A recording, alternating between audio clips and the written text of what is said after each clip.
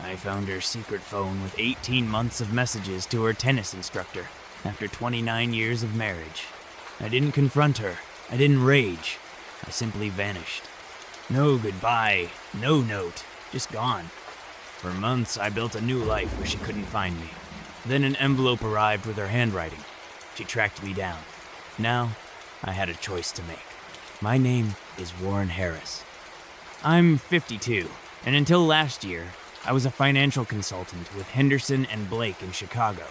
We help wealthy clients grow their assets, navigate tax laws, and plan for retirement. For 27 years, I built a career on being the guy who sees potential disasters before they happen. Ironic, isn't it? I couldn't see the disaster unfolding in my own home. Jennifer and I married young, both 23 and full of dreams. Our daughter Emma came along 2 years later. We built what I thought was the perfect life. The Tudor-style house in Oak Park, the summer vacations to Maine, Emma's graduation from Northwestern. I worked long hours, but it was all for us, for our future at least, that's what I told myself. The problem started around our 25th anniversary. I had just landed the Bishop account, a family worth north of $50 million, who needed complete portfolio restructuring. For 3 months, I practically lived at the office. When I missed Emma's 27th birthday dinner because of a last-minute client emergency, Jennifer didn't even seem angry. She just looked at me with this hollow expression and said, "I expected nothing less." I tried to make it up to them. A surprise weekend in New York for Jennifer, an expensive watch for Emma. But gifts aren't the same as presents, and deep down, I knew it. Still, I kept telling myself I'd make more time for family after the Bishop project wrapped up, then after the Henderson promotion, then after tax season. Meanwhile, Jennifer joined a book club, took up tennis, started volunteering at the art museum. Good things, healthy things. I was happy she had interests outside our marriage. I never thought to ask why she suddenly needed so many activities away from home. Last April, I came home early for once. I'd closed a major deal and wanted to surprise Jennifer with dinner reservations at Alinea, that 3-star Michelin place she'd been mentioning for years. The house was empty, but her car was in the garage. I called out her name, checked the backyard, then our bedroom. Her closet door was slightly ajar. Inside, on the shelf where she kept her winter scarves, I spotted a phone I'd never seen before. It wasn't locked. The text messages went back 18 months. His name was Richard. He was her tennis instructor. The latest message had been sent that morning. "Can't wait to feel your hands on me again. Last night was incredible." I stood there staring at that little screen, feeling like I'd been shot. 29 years of marriage, 29 years of what I thought was building something unbreakable. And in that moment, everything I thought I knew about my life shattered like glass. I didn't confront Jennifer immediately. Something inside me just shut down. I slipped the phone back exactly where I found it, walked downstairs, and sat in my car in the garage for nearly an hour. When she finally came home, carrying grocery bags and humming to herself, I helped unpack like nothing was wrong. "You're home early," Jennifer said, surprise evident in her voice. "Closed the Wilkerson deal ahead of schedule," I replied, keeping my voice steady while placing cans in the pantry. "That's great," she responded with a smile that didn't reach her eyes. "I'm making salmon for dinner." We ate across from each other at our kitchen island, the same way we had thousands of times before. She talked about her day at the museum, mentioned a new exhibit coming in June. I nodded, asked appropriate questions, all while wondering if she'd been with him before coming home. After dinner, I told her I needed to take a drive to clear my head about a work issue. She barely looked up from loading the dishwasher. "Don't stay out too late," Jennifer said casually, as if she cared about my schedule. I drove aimlessly through her neighborhood, past the elementary school where Emma once played soccer, past the park where I taught her to ride a bike. 29 years of memories on every corner. I ended up at Lake Michigan, watching waves crash against the shore in the darkness. My phone vibrated a text from Jennifer asking when I'd be home. The irony wasn't lost on me. That's when it hit me, clear as the stars above the lake. I needed to disappear. Not dramatically, not vengefully, just go. I couldn't bear to hear her excuses or watch her cry crocodile tears. I couldn't stomach the thought of couples therapy where we'd pretend this was something we could fix. I disappeared after her affair. I never planned to return until she tracked me down months later. But that night, sitting in my car with the lake stretching before me, I had no idea she would ever find me. I wasn't even sure I wanted to be found. I drove to an ATM and withdrew $3,000, the maximum daily limit. Then I checked into a roadside motel outside the city using cash. The room smelled like cheap detergent and old cigarettes, but it was clean enough. I sat on the edge of the bed and called Emma. "Dad," she answered, sounding surprised. "Everything okay?" "It's pretty late." "Everything's fine, sweetheart," I lied, trying to keep my voice normal. "Listen, I might be out of touch for a few days. Work project. Don't worry if you can't reach me." "That's weird timing," Emma said. "Mom just texted asking if I'd heard from you." "I'll call her," I assured her. "Just wanted to say I love you." "Love you too, Dad," she replied, confusion evident in her voice. I turned off my phone after that. I couldn't face Jennifer's calls or messages. Not yet, maybe not ever. That night, I barely slept. I kept seeing those messages, imagining them together. By dawn, I made my decision. I wasn't going back. A man can only take so much betrayal before something fundamental breaks inside him. I would start over somewhere new, somewhere she wouldn't find me. I had disappeared, and at that moment, I never planned to return. By morning, I had a plan. I needed a new identity. Not legally, but practically. Somewhere Jennifer wouldn't think to look. I drove back to Chicago, parked in a public garage downtown, and walked to my bank. I withdrew another $5,000 from our joint account and closed my personal account entirely, transferring the funds to a new account at a different bank. Then I went to our safe deposit box and removed my passport, birth certificate, and the gold coins my father had left me. "Going somewhere special, Mr. Harris?" the bank manager asked with a smile. "Just getting my affairs in order," I replied, forcing a smile in return. Next, I visited my lawyer, Arthur Simmons, a man I trusted for decades. "Warren, you look terrible," Arthur said as I entered his office. "What's happened?" "Jennifer's been having an affair," I stated flatly. "I'm leaving." Arthur's face fell. "I'm sorry. Have you confronted her?" "No," I said firmly, "and I'm not going to. I need your help, Arthur. Complete discretion." I explained my plan to disappear for a while. Arthur listened without judgment, then nodded solemnly. "I'll handle everything on this end," Arthur promised. "But Warren, your daughter." "I'll contact Emma when I'm settled," I assured him. "She shouldn't be dragged into this mess." "And Jennifer?" Arthur asked carefully. "Tell her nothing," I replied. "If she wants a divorce, have her file the papers. I'll sign whatever's needed."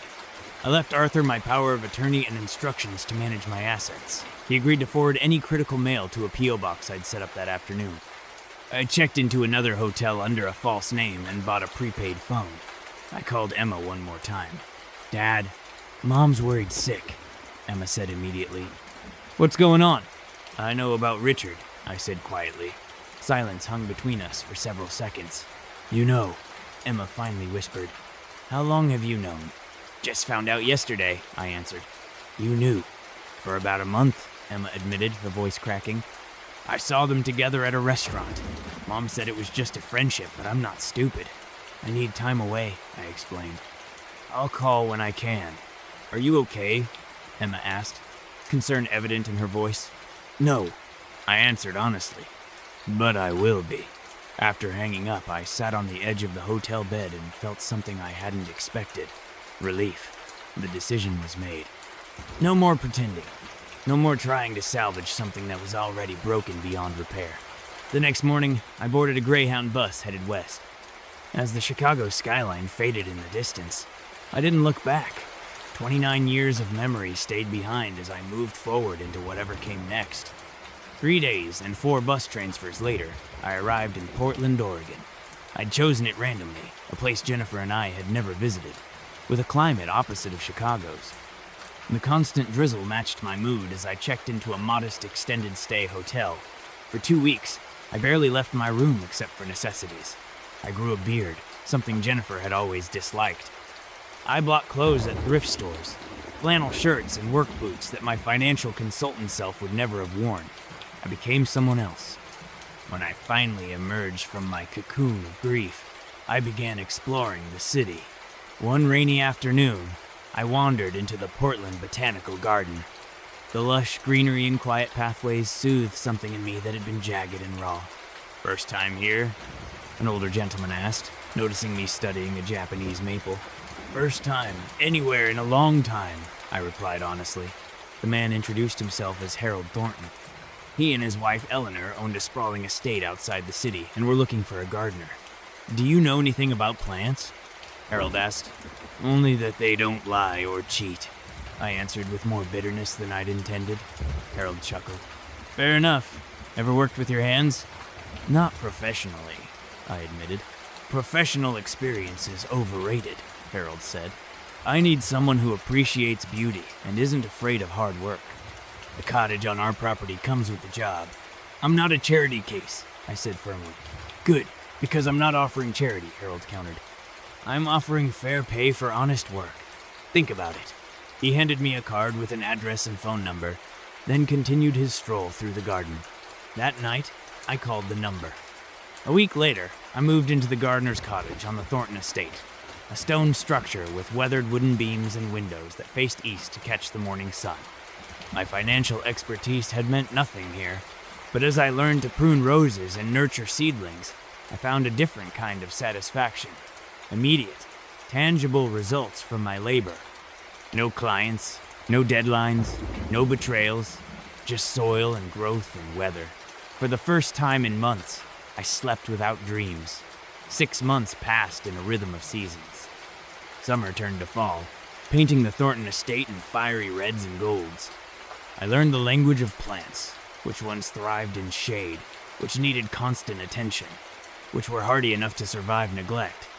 Sometimes I saw parallels to human relationships that I tried not to dwell on. Harold and Eleanor became unexpected friends. They respected my privacy, but included me in occasional dinners where conversation flowed easily about everything except my past. They never pried, and I appreciated that more than they knew. One crisp October morning, I drove into town for supplies. The local post office had become part of my routine. Arthur forwarded anything important to my P.O. box there. Usually, it contained only financial statements or brief updates about my former life. But that day, a thick, cream-colored envelope waited among the usual mail. My name was written in Jennifer's unmistakable handwriting. No return address. I stared at it for so long that the postal clerk asked if everything was all right. "Fine," I muttered, tucking the envelope into my jacket pocket without opening it. I completed my errands mechanically, the envelope burning against my chest like a hot coal. Back at the cottage, I placed it on the kitchen table and went to work in the garden, aggressively pruning back roses as if I could cut away my thoughts as easily. By sunset, I was exhausted but calmer. I showered, made a simple dinner, and poured a glass of whiskey. Only then did I open the envelope. Inside was a 10-page letter in Jennifer's handwriting. The first line stopped me cold. "I found you, Warren." After months of searching, she'd hired a private investigator who had tracked me through my new bank account. Jennifer detailed her shock at my disappearance, her confusion when Arthur refused to reveal my whereabouts, her eventual realization that I must have discovered her affair with Richard. "What you don't know," she wrote, "is that it ended months ago. It was never anything real, just a pathetic attempt to feel something again."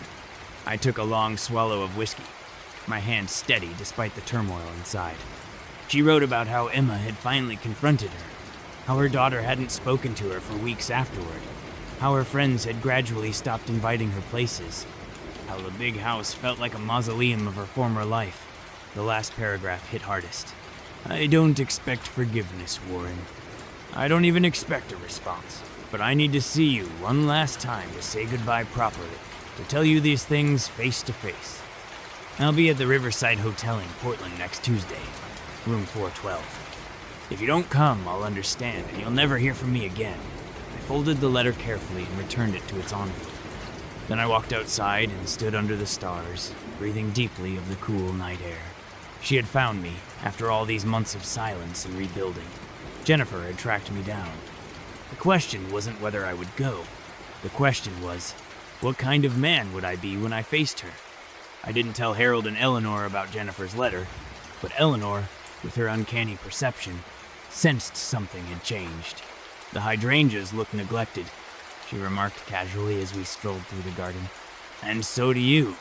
Just distracted, I admitted. Distraction is the mind's way of processing what the heart isn't ready to face, Eleanor said. When I didn't respond, she added, whatever it is, Warren, remember that strength isn't about never falling. It's about how you stand up again. I nodded gratefully, unable to form words around the tightness in my throat. The weekend passed in a blur of garden work and internal debate. By Tuesday morning, I made my decision. I told Harold I needed the day off for personal business. Take all the time you need, Harold said, clasping my shoulder firmly. The garden will wait.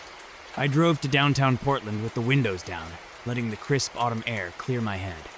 The Riverside Hotel was a modern glass structure overlooking the Willamette River. I parked in the public garage and sat in my truck for nearly 20 minutes, gathering courage.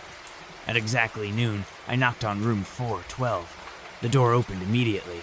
Jennifer stood there, different from my memories, thinner, with streaks of gray in her hair she'd previously colored. Her eyes widened at the sight of my beard and weathered appearance. Warren, she whispered, stepping back to let me enter.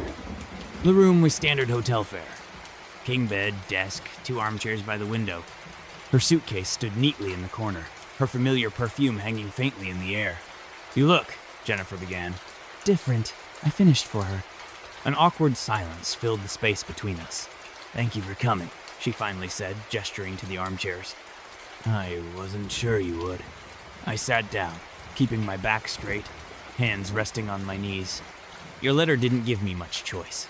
I'm sorry, Jennifer said quickly. Not just for finding you, for everything. Why did you look for me? I asked, cutting to the heart of it. We both know our marriage was over the moment I saw those messages. Jennifer's composure cracked slightly. Because you disappeared without a word. Because after 29 years, I deserved at least a goodbye. And I deserved faithfulness. I countered, my voice remarkably calm. We don't always get what we deserve. She flinched as if I'd struck her. You're right, she said softly. I just needed to explain. You explain in your letter, I interrupted. Richard was a distraction. You were bored, lonely. I wasn't there enough. I've heard it all before, Jennifer, just not about us. Tears filled her eyes. Is that what you think? That I'm making excuses? Aren't you? I asked. No, she answered firmly. I'm taking responsibility. What I did was unforgivable. I destroyed something precious because I was weak and selfish. Her raw honesty caught me off guard. This wasn't a conversation I'd rehearsed in my head. I'm not here for apologies, I said, watching Jennifer carefully. I'm here because running away solved nothing. We need closure. Jennifer nodded, visibly gathering her composure. Emma refuses to speak to me, she said softly. She said she'll never forgive me for driving you away. I'll talk to her, I replied. She shouldn't blame you for my decisions. That's generous of you, Jennifer said, surprise evident in her voice. It's not generosity, I corrected her. It's truth. You made your choices. I made mine. A heavy silence settled between us. 29 years of shared history reduced to awkward pauses and careful words. Are you happy here? Jennifer finally asked. Working as a gardener? The question might have seemed condescending from anyone else, but her tone held genuine curiosity.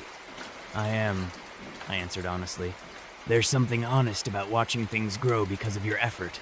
No office politics, no client demands. Just soil and plants and weather and the Thorntons. They asked? Arthur mentioned them when my investigator finally got him to talk. Good people, I said simply. They gave me space when I needed it most. Jennifer nodded, then reached for her purse and withdrew a large envelope. I've had divorce papers drawn up, she said, placing them on the coffee table between us. Everything's split equally. The house is already on the market. I stared at the envelope, emotions churning beneath my calm exterior. The official end of nearly 3 decades together reduced to legal documents and signatures. You're not contesting anything? I asked. Why would I? Jennifer replied. I'm the one who broke our vows, Warren. I won't compound that by fighting over assets. Her accountability surprised me again. This wasn't the defensive reaction I'd expected. "There's one more thing," Jennifer said, pulling out a smaller envelope. "Emma's getting married in June. Despite everything, she wants you to walk her down the aisle." My throat tightened. "She's engaged? To whom?" "Christopher Matthews. They've been dating for about a year. You like him. He's an architect, steady, treats her well." The realization that I'd missed my daughter's relationship struck me hard. Life had continued without me. "You should be there too," I said after a moment. "Whatever's happened between us, she needs her mother." Jennifer's eyes filled with tears. "I've tried to tell her that. Maybe she'll listen to you." I nodded, making a mental note to call him as soon as possible. Some bridges couldn't be burned, no matter how painful crossing them might be. As our conversation wound down, I found myself studying Jennifer's face, the familiar lines around her eyes, the way she tucked her hair behind her ear when uncertain. Once, I'd loved those details. Now, they belonged to a chapter of my life that was closing. "I should go," I said, standing and gathering the envelope of divorce papers. Jennifer rose as well, maintaining careful distance. "I'm sorry, Warren," she said. "Not just for the affair, but for taking so long to become the person who could admit it was entirely my fault." I nodded once, acknowledging her words without offering forgiveness. That wasn't mine to give yet. As I turned to leave, I paused at the door. "Be well, Jennifer," I said quietly, the most genuine sentiment I could offer. Spring arrived at the Thornton estate in a riot of color. Tulips and daffodils I planted the previous fall, pushing through soil towards sunlight. I found a metaphor in their persistence that wasn't lost on me. True to my word, I called Emma the day after meeting Jennifer. We talked for nearly 2 hours about her engagement, her work at the environmental law firm, and finally about her mother. "She destroyed everything," Emma said, anger evident in her voice. "No, she damaged our marriage," I corrected gently. "But you're not collateral damage, Emma. Don't sacrifice your relationship with your mother because of what happened between us." "How can you be so calm about this?" Emma demanded. "Because holding on to anger was killing me," I admitted. "I left to find peace, not to punish her." After some persuasion, Emma agreed to call her mother. It wasn't forgiveness yet, but it was a start. 2 weeks later, Harold found me pruning the rose garden. "Eleanor's birthday dinner is tonight," he reminded me. "We're expecting you at 7 o'clock, and we have another guest I'd like you to meet." I'd almost forgotten. "I'll be there," I promised. That evening, I showered and changed into the one decent outfit I owned. Khakis and a blue button-down shirt Jennifer had bought me years ago. The irony wasn't lost on me as I walked up to the main house, a bottle of Eleanor's favorite wine in hand. The Thorntons' home was a gracious Victorian, with wraparound porches and large windows illuminated warmly against the gathering dusk. Eleanor greeted me with her customary warmth. "Warren, you clean up nicely," she said with a smile. "Come meet our guest." In the living room, a woman stood examining the bookshelves, tall with silver-streaked dark hair twisted into a simple knot. She turned as we entered, revealing intelligent eyes and an easy smile. She wore a simple black dress that spoke of elegance rather than ostentation. "Warren, this is Grace Winters," Eleanor said, "my niece from Seattle." "Grace, this is Warren Harris, the miracle worker who saved my gardens." "Pleasure to meet you," Grace said, extending her hand. Her handshake was firm, her gaze direct. "Likewise," I replied, feeling unexpectedly self-conscious. Over dinner, I learned that Grace was a retired judge, now teaching law at the University of Washington. She had never married, choosing career over family, a decision she spoke about without apology or regret. Her dry humor and straightforward manner drew me in despite my reservations. After dessert, Harold suggested brandy on the porch. Eleanor begged off, claiming fatigue, and Harold mysteriously remembered a phone call he needed to make, leaving Grace and me alone with our snifters. "They're not exactly subtle," Grace observed with amusement. "No," I agreed. "Eleanor has been hinting for months that I need more company than plants." "And do you, Warren?" Grace asked directly. I considered the question honestly. "I'm not sure. My divorce isn't even final yet." "I'm not proposing, Warren," Grace said with a smile that reached her eyes. "Just conversation under the stars." We can start there." Her frankness startled a laugh from me, the first genuine one, and longer than I could remember. Over the next months, Grace and I developed a friendship that progressed with deliberate slowness. We met for coffee, then dinner, then long walks through the gardens I maintained.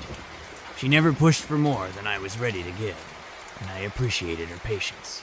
The divorce became final in April. Jennifer and I signed the last papers in Arthur's office, the proceedings amicable and subdued. As we left, she touched my arm briefly. "I saw Emma last week," Jennifer said. "She's given me another chance." "I'm glad," I replied sincerely. "She needs her mother." "She needs you too," Jennifer answered. "We all did. I just realized it too late." I nodded, acknowledging her words without reopening old wounds. "Take care, Jennifer." "You too, Warren," she said softly before walking to her waiting car. I stood on the sidewalk watching her drive away, feeling a curious lightness. The anger that had once consumed me had faded into something gentler, not forgiveness exactly, but acceptance. We had both made choices that led us here, and now we could move forward separately. That evening, I invited Grace to dinner at the cottage. It was the first time I'd asked her into my private space, and the significance wasn't lost on either of us. "You seem different today," Grace observed as we sat on the porch after dinner, watching the sunset paint the gardens in gold. "The divorce is final," I told her. "Close that chapter officially." Grace nodded thoughtfully. "How does it feel?" "Like setting down a heavy weight I've been carrying," I admitted. "Not entirely comfortable yet. My muscles are still tense from the effort, but relieving." "Poetic for a gardener," Grace said with a small smile. "Plants teach you about cycles," I replied. "Endings and beginnings, death and renewal." Grace's hand found mine in the gathering dusk. Her palm was warm and slightly calloused, the hand of someone who did real work despite her professional background. "I'm not looking to replace what you lost," she said directly. "That wouldn't be fair to either of us." "I know," I answered. "That's what I respect about you. You're not trying to fill someone else's space. You're creating your own." The kiss that followed was gentle, questioning, undemanding. When we pulled apart, Grace's eyes held mine with characteristic directness. "I don't need promises," she said. "Just honesty. Whatever happens between us, can you offer that?" "Yes," I replied without hesitation. "That I can promise." Later that night, walking back to her car, Grace turned to survey the cottage and gardens, silvered by moonlight. "You've built something beautiful here, Warren." Looking at the transformation around Meath-ordered beds, the thriving plants, the peaceful cottage, I realized she was right. From the ashes of my old life, I had indeed created something worth protecting. "Thank you," I said, meaning it on multiple levels. As her taillights disappeared down the driveway, I stood in the quiet garden, listening to the night's sounds and feeling, for the first time in longer than I could remember, genuinely hopeful about tomorrow. June arrived, with perfect weather for Emma's wedding day. I stood in the church anteroom, adjusting my tie, emotions churning beneath my calm exterior. In moments, I would walk my daughter down the aisle, a role I'd once feared I might never perform. The door opened, and Emma entered in her wedding gown, radiant and poised. She stopped as she saw me. "Dad," she said softly, "you look so handsome." "And you're beautiful," I replied, voice rough with emotion. "Your mother will be proud." Emma's smile faltered slightly. "Is it weird having you both here after everything?" "No," I assured her. "Today isn't about us. It's about you and Christopher and your future." I offered my arm, and she took it, squeezing gratefully. "I'm so glad you came back," she whispered. "When you disappeared after Mom's affair, I was terrified we'd lost you forever." "Never," I promised. "I needed time away. But you're my daughter. Nothing changes that." The ceremony passed in a blur of music and vows and flowers. Jennifer sat in the front row, eyes bright with tears. We exchanged civil nods but kept a respectful distance. The weight of our history remained, but it no longer threatened to overwhelm the present. At the reception, I danced with Emma, cherishing the moment. As the song ended, she kissed my cheek and whispered, "I invited Grace. Hope that's okay." Before I could respond, Emma was whisked away by her new husband. Turning, I saw Grace at the edge of the dance floor in a simple blue dress. looking slightly uncertain, a rare expression for her. "You came," I said, approaching her. "Your daughter called me personally," Grace replied with a small smile. "Quite persuasive, that one. Takes after her father," I quipped, offering my hand. "Dance with me." As we moved across the floor, I caught Jennifer watching us. She raised her champagne glass in a small salute, and after a moment's hesitation, I nodded in acknowledgement. Some wounds would never fully heal, but they no longer needed to define us. After the reception, Grace and I walked through the hotel gardens, my hand comfortable in hers. "Emma invited me to Thanksgiving," Grace mentioned casually. "Too soon?"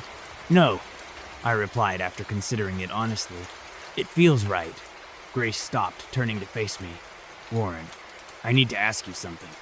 Are you still running from your past, or are you ready to build a future?" The directness of her question, so characteristically Grace, demanded equal honesty. When I disappeared after discovering the affair, I never planned to return to my old life, I said slowly. Even when Jennifer tracked me down, I resisted reconnecting with that past. But now, I see it differently. I'm not running anymore. I'm choosing every day to move forward.